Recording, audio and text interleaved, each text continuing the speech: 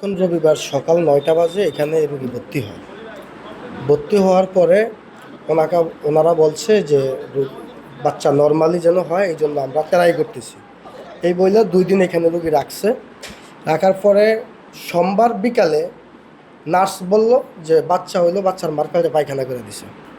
আমরা আলতা করাইছি, আলতাতে রিপোর্ট আসছে যে হ্যাঁ বাচ্চার মার পেটে হইলো পায়খানা করে দিছে। তখন তো আমরা যেটা আমাদের কাছে মনে হয়েছে যে তাইলে সিজার করাটা হইলো মাস্ট, যেহেতু বাচ্চা পায়খানা করছে মার পেটে। তো হলো আমরা সিজারের ব্যবস্থা করছি, যাবতীয় যা লাগবে সব কিছু আইনা দেওয়া হলো। দেওয়ার পরে হলো রোগীর ওটিতে নিয়ে গেছে। নেওয়ার 20 মিনিট পরে হইলো বলছে যে আপনাদের মেয়ে বাবু হয়েছে। রাত্র 11টা বাজে হলো বাচ্চা শ্বাস নিঃশ্বাস নিতে পারতেছে না।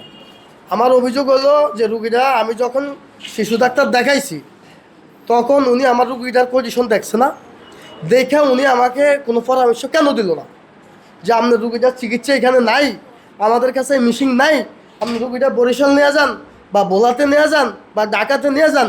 উনি এই পরামর্শটা আমাদেরকে কেন দিল না, কেন রুগীটা এনে রাইখা এটা কেন করলো? আমার অভিযোগ হলো ভাই এটা।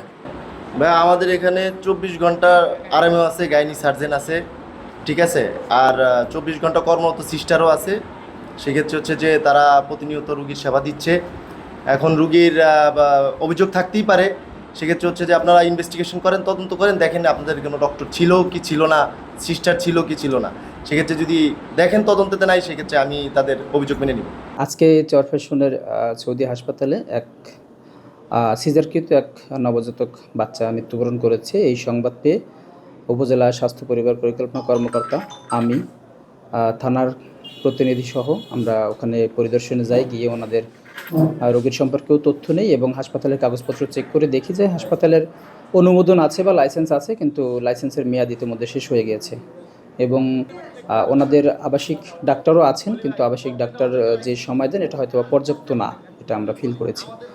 তো আমরা ওনাদের এই যে লাইসেন্সের মেয়াদ ইতিমধ্যে পার হয়ে গেছে, তারপরে নবায়ন করেনি, এই জন্য ওনাদের সার্জারি সংক্রান্ত সকল কার্যক্রম আমরা বন্ধ করার নির্দেশনা দিয়েছি। যতক্ষণে ওনারা লাইসেন্স নবায়ন করতে পারবে না ততক্ষণে কোনো সার্জারি করতে পারবে না। আর সার্জারি করার পূর্বে আবারও তাদেরকে তাদের যে আবাসিক মেডিকেল অফিসার আছেন এবং সেটা পর্যাপ্ত সময় দিচ্ছেন, এটা আমরা নিশ্চিত করব। এছাড়া অন্যান্য কার্যক্রম এছাড়া অন্যান্য স্বাভাবিক কার্যক্রম চলমান থাকবে।